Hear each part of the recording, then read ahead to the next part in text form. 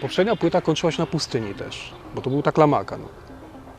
I gdzieś tak się nakręciłem na ten klimat, że stwierdziłem, potrzebuję zrobić kontynuację.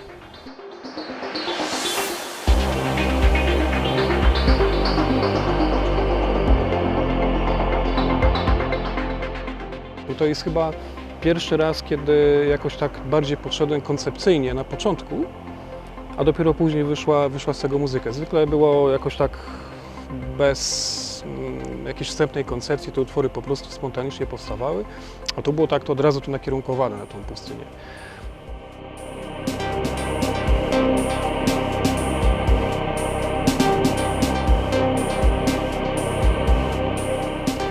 Był taki moment, gdzie sobie po prostu przypomniałem stare, dobre Tangerine Dream z bootlegów z trasy w 77. To jest płyta Encore, tak? Tam są tytuły, które nawiązują właśnie do jakichś takich terenów pustynnych, jest tam kanion i tak dalej. Zawsze mi się ta muzyka kojarzyła z czymś takim, z jakąś Nevadą, z jakimiś takimi pustkowiami, bezdrożami. I zacząłem szukać różnych takich jakby tematów, które mogły być nośnikiem.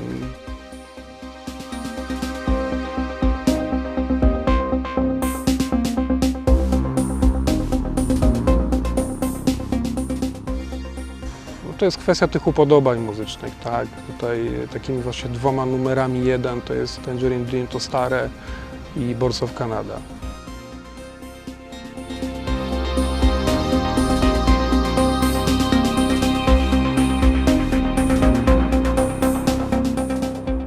No właśnie, ja tą płytę zacząłem 4 lata temu. Tylko pewne sprawy życiowe spowodowały, że przestałem. No jest to bardziej konsekwencja, żeby później wrócić, tak? No bo jak się coś zacznie i jest się na takim tym całym rozpędzie, to fajnie jest skończyć, natomiast pewne sprawy mi po prostu przeszkodziły, no i musiałem odłożyć to po prostu na bok.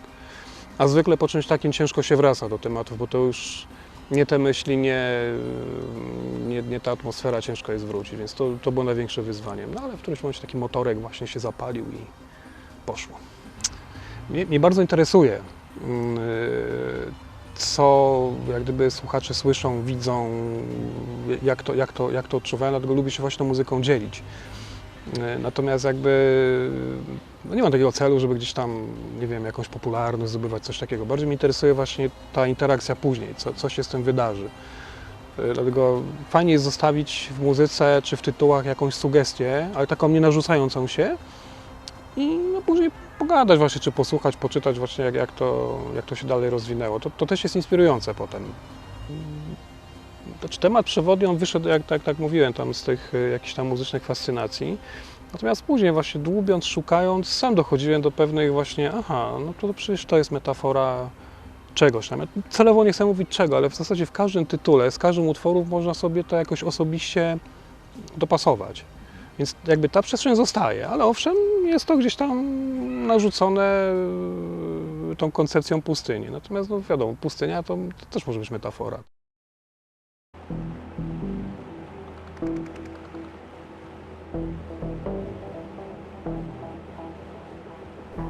To, co mi się udało wyczytać, no to, że to chyba było w czasach Związku Radzieckiego. Planowane były jakieś odwierty, czy jeszcze chyba badania to były, żeby stworzyć odwierty gazu ziemnego. Coś tam poszło nie tak, że generalnie to była jakby kieszeń, to się wszystko zawaliło. No i zaczął się ulatniać gaz. No i ówcześni, no nie wiem czy to władza, czy bardziej ludzie związani z tym projektem zdecydowali, żeby jak gdyby ustrzec się przed emisją tego gazu do atmosfery, tudzież przed niekontrolowanym wybuchem, że to podpalić, to się wypali i później się zasypie ten dół. No i pali się do dzisiaj.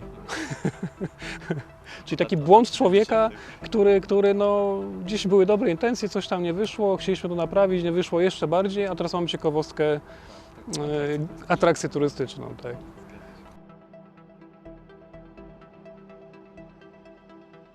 no jakoś postanowiłem się wycofać jakby z tej części graficznej, tak po prostu i zostawić właśnie, okej, zobaczę co będzie wymyślone, stwierdziłem no jeżeli tam już jest tyle dosłowności, to niech ta dosłowność zostanie na okładce. Tam była jakaś krótka dyskusja, czy tam może z tego łazika nie zrobić czegoś tam.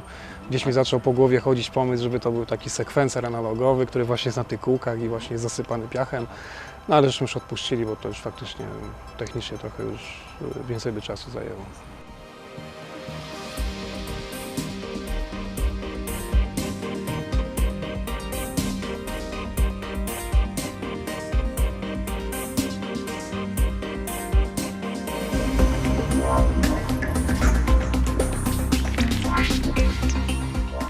Jak zmontowałem teledysk, zanim go zmontowałem, skróciłem ten utwór. Tylko że ja go skracałem już w wersji jakby gotowej. Nie wszedłem jak gdyby w poszczególne ślady i tak dalej, tylko już jak był cały gotowy. Czyli tam nie nagrywałem nic od nowa. I zobaczyłem, że w zasadzie z 13 minut skróciłem do 6, jest w miarę esencja, w zasadzie powstał remix. A to może fajnie by było zrobić jeszcze inne. No i wtedy właśnie tam odniosłem się do kolegów po prostu. No i żeśmy to zrobili. Będziesz chciał się narazić swoim kolegom, ale kto jest najlepszy? Wyczuwam pytanie, wiedziałem. No właśnie, no i teraz, tak jak powiedziałem, każdy jest indywidualny, tak? Więc ciężko jest w tych kategoriach to po prostu ocenić. Wyrzuciłbym oryginał. Z Pandą to w ogóle mamy już jakąś taką współpracę, bardzo nieformalną. I nie wiem, czy się teraz nie narażę, jak zacznę o tym opowiadać, bo w zasadzie to jest tam jeszcze trzeci kolega. My się tam spotykaliśmy, od czasu do czasu sobie dżemowaliśmy. Natomiast się umówiliśmy, że nigdzie tego jeszcze nie wypuszczamy, no bo ani to nie są rzeczy skończone, ani też nie uzgodniliśmy, jak gdyby nie mieliśmy wizji, co z tym dalej. Na razie po prostu zamknęliśmy się na pomyśle wspólnego dżemowania, tak? Więc tutaj gdyby ta współpraca przebiega bardziej tak w sferze prywatnej. Z Tomkiem mam nadzieję, że jeszcze nie raz, bo będziemy współpracować, bo wcześniej żeśmy też współpracowali, to był ten projekt Least Significant Beats, tam jeszcze był Krzysiek Horn. Tomek jest bardzo aktywny teraz. Jakieś powiedzmy pomysły gdzieś krążą, ale to też trzeba odczekać chwilkę, tak, żeby to jakby nam się wszystko ugruntowało, to co robimy jak gdyby indywidualnie, no i gdzieś tam pewnie się zajdziemy.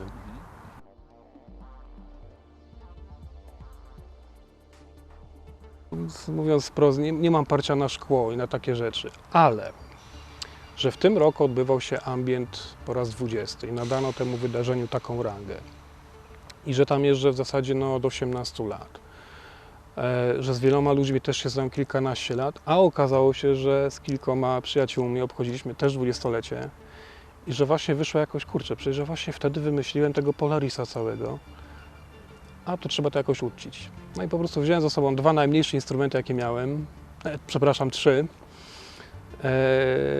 I w tej altance po prostu zrobiłem taki dżemik wśród właśnie grona znajomych. Wziąłem też rejestrator.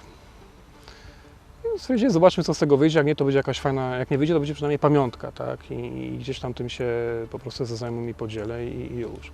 Ale że wyszło coś fajnego, co warto rozwinąć, to teraz cierpliwie w studiu rozwijam. I coś wyjdzie. Mam nadzieję, że zdążę w tym roku, żeby zdążyć na własne 20-lecie. Mogę powiedzieć, że będzie trochę dziwne, ale i też brzmieniowo będzie bardzo homogeniczne. I będzie krótkie, bo to nie będzie pełnowymiarowa płyta, to się zbierze na jakąś taką powiedzmy epkę i taki akcent wystarczy. 20 lat temu, nie chcę przypomnieć co to było 20 lat temu, no tak. To znaczy 20, nawet trochę wcześniej jak 20, to działałem na pożyczonym sprzęcie, albo chodziłem do kolegów, była taka grupa prezentowana też w Trójce przez Jerzego Kordowicza. Była taka grupa z mojego rodzinnego miasta, nazywała się Hologram. No i tam właśnie kolega miał kilka różnych fajnych syntezatorów, żeśmy tam się spotykali właśnie razem wszyscy, ja też tam troszeczkę pogrywałem. Były plany na współpracę, ale ja wtedy ja wtedy zaczynałem studia. No No i generalnie to dojeżdżanie Łódź, Włocławek troszeczkę psuło to wszystko i stwierdziłem, że no nie ma to sensu. Zaczekam, aż po prostu będę miał swoje instrumenty. Natomiast czym się różniło? Teraz jest chyba dużo łatwiej dzięki właśnie mocy obliczeniowej komputerów, wygodzie. Oprogramowanie no, jest po prostu tak intuicyjnie zrobione, że w zasadzie no, nie trzeba robić kursu, doktoratu, szkoleń czy czegoś, żeby sobie z tym poradzić. Ale to jest też fajny postęp, bo jak się porówna nawet to oprogramowanie 20 lat temu, to już wtedy się wydawało, że ojej, no dzięki temu co można uzyskać, czy można wymyślić coś lepszego. No i taka ciekawostka, a się okazuje, że po 20 latach tak można. Ja też sobie czasami zadawałem pytanie, no kurczę, po co być takim perfekcjonistą w tym wszystkim? Przecież to nie idzie na nie wiadomo jaką wystawę, konkurs czy coś, ale z drugiej strony, no skoro już to robię, skoro już się chcę tym dzielić, to chciałbym się podzielić czymś, z czego słuchacze będą zadowoleni i gdzie to będzie miało też jakąś jakość. No i jakby to bardziej z tego się bierze, bo generalnie to faktycznie można by było już na etapie wstępnym zakończyć, zgrać, wrzucić MP3 do internetu i się cieszyć, tak, ale to nie to. Pada czasami takie stwierdzenie, że już w muzyce wynaleziono wszystko. Trochę tak jest, że to już są rzeczy czasami wręcz powtarzane na przykład, nie? Albo w inny sposób przetwarzane przez młodsze pokolenie. Czyli słyszymy na przykład brzmienia z lat 80., wręcz nawet bardzo podobne riffy, ale jest to podane w taki sposób, że nie brzmi jakby to było stworzone 30 lat temu, tylko brzmi jak stworzone teraz. Ja nie potrafię opisać dokładnie co to jest, ale no, ja na przykład to słyszę. No to jest tak trochę już filozofuję, mimo iż nie, to jest tylko mineralne.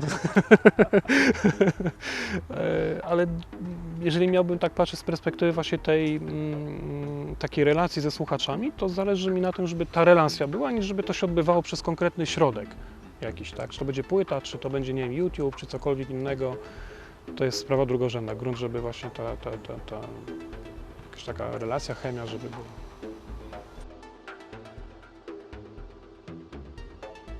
Jakoś nie czuję wewnętrznie takiej mocnej potrzeby, żeby gdzieś tam, nie wiem, potrzeby bycia na scenie i w centrum uwagi, tak. Poza tym jeszcze kilka takich innych aspektów. Jakoś brak mi pomysłu, tak szczerze mówiąc, na pokazanie w inny sposób tej muzyki, bo to jest jednak, nie umniejszając nikomu, syntezatory na scenie, jakiekolwiek tamte urządzenia elektroniczne i człowiek za nimi, w mojej ocenie to wygląda dość statycznie. Co by nie robić, nawet jakby tam pajacyki à la Jean-Michel Jarre czy coś, to zawsze to wygląda jakoś tak statycznie. Wizualizacje owszem pomogą, ale gdzieś mam zawsze poczucie, że jest to statyczne. A ja mam z tym problem też, że jak się już skoncentruję na wykonaniu, to generalnie widać na scenie manekina. I to też się stąd bierze takie no może trochę zniechęcenie nawet, żeby to robić. Natomiast jeżeli są jakieś takie wydarzenia już takie nietypowo sceniczne, typu właśnie jam session, to zwykle jestem pierwszą osobą chętną, żeby w czymś takim wziąć udział, o ile oczywiście mam czas, jakieś środki, no bo żeby tam dojechać czy coś. No i to się raczej stosunkowo regularnie dzieje. Tak wspomniałeś, że nie masz parcia na szkło, ani tak naprawdę na koncerty, ale jakie to jest uczucie, kiedy słyszysz swój kawałek w radiowej trójce odtwarzany? Jest coś takiego w środku. To każdy, kto coś takiego w życiu za przeproszeniem zaliczył, na pewno odczuwa wielką satysfakcję i ja też. I z tego się bardzo cieszę, że mi się to w życiu akurat przydarzyło.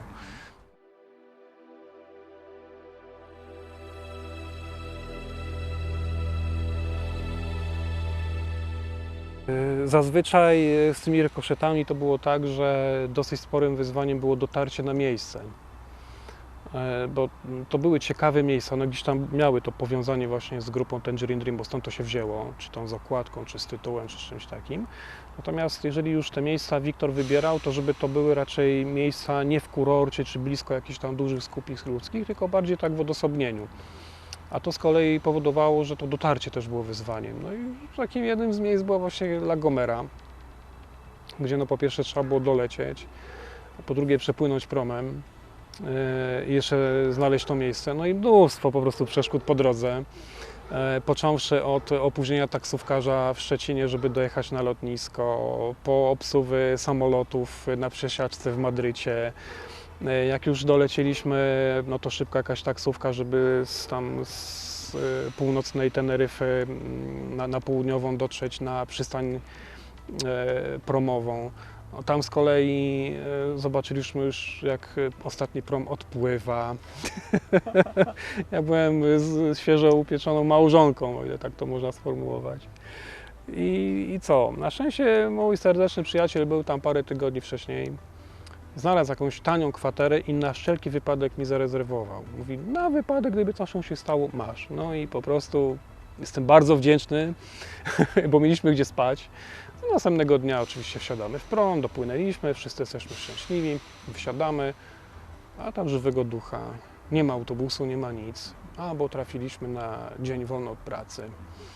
W środku tygodnia jakieś tam ich państwowe święto, no więc szukanie jakiegoś żywego człowieka, który by, nie wiem, jakiś samochód, taksówkę czy cokolwiek załatwił. No i tak oto żeśmy dotarli.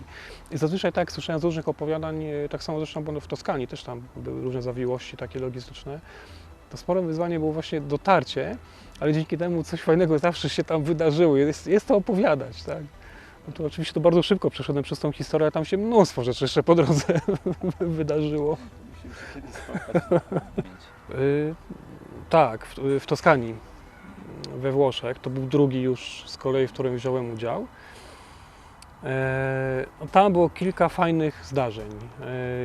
Znaczy przede wszystkim to, że od któregoś momentu zaczęliśmy się bardziej słuchać niż grać. To jest podstawą w dżemach w ogóle, żeby się słuchać nawzajem. I zaczęliśmy nawzajem wchodzić jak gdyby w nie swoje klimaty. Bo jednak każdy tam gra jakoś indywidualnie po swojemu. I to mi tak pomogło troszkę klapki otworzyć i rozwinąć się też jakoś tam muzycznie. A drugie takie zdarzenie, to siedzieliśmy sobie już, było bardzo późno, graliśmy sobie z Polem Lawlerem i kurczę, ktoś był jeszcze trzeci, tylko już pamięć nie ta, Wolfram der Spyra, no jakże mógłbym zapomnieć. Siedzieliśmy sobie właśnie z Wolframem, z Paulem Lawlerem i żeśmy robili jakieś dziwne rzeczy. No, eksperymentowaliśmy trochę, jakieś ambienty, jakieś coś. Graliśmy równo do 6 nad ranem, czy nawet chyba później, bo już słońce wzeszło, już tam niektórzy się budzili na śniadanie, a my tam jeszcze kręciliśmy. I na sam koniec się okazało, że sprzęt nagrywający był wyłączony. Czyli duchy sobie posłuchały, tak, tam okolica piękna, Toskania, a nic się z tego nie nagrało. Bo na przykład jeśli mówisz o jam session, kojarzy mi się też twoja płyta Collisions, tak, z Krzysztofem Hornem. To też jest na zasadzie takiego jam session powstało, czy? Tak, bardzo. I to właśnie, to też ma związek z rykoszetami, bo to był ostatni, tylko już niezorganizowany, znaczy były też jam session, ale tutaj Wiktorek miał na celu zorganizowanie już takiego finału, bardziej nastawionego na koncerty. No, z Krzysztofem dogadaliśmy się tak, że gdzieś tam wcześniej sobie wypróbujemy przez internet różne klocki i dobierzemy je sobie, natomiast końcowe zbudowanie domku z klocków nastąpi w Berlinie. I tak też się stało. No było tam parę zdarzeń, które trochę wystawiło naszą przyjaźń na próbę. I to stąd jest tytuł też. Chciałem to jakoś zilustrować. Kolegę w pracy poprosiłem, jest bardzo dobrym fotografem. Poprosiłem, czy nie miałby właśnie jakiegoś zdjęcia, które by to zilustrowało, jakiejś właśnie takiej rozbitej szyby, ale takiej nie do końca. A wiesz, właśnie niedawno takie zdjęcie zrobiłem i ono po prostu, jak tylko zobaczyłem, właśnie o to mi chodziło. Właśnie o takie zdjęcie, także to wszystko po prostu szło takim jednym ładnym przepływem. Akurat ten materiał i ta płyta, jakby z niej cieszę się najbardziej. Jest najbardziej spontaniczna i jednocześnie najbardziej taka odrealniona. No tam Berlina jest troszeczkę, czy jakieś takie klasyczne elektroniki, ale brzmi to tak, jak później posłuchaliśmy tego z Krzyśkiem, brzmi to jak taki odrealniony świat. W ogóle się dziwiliśmy rano, to my?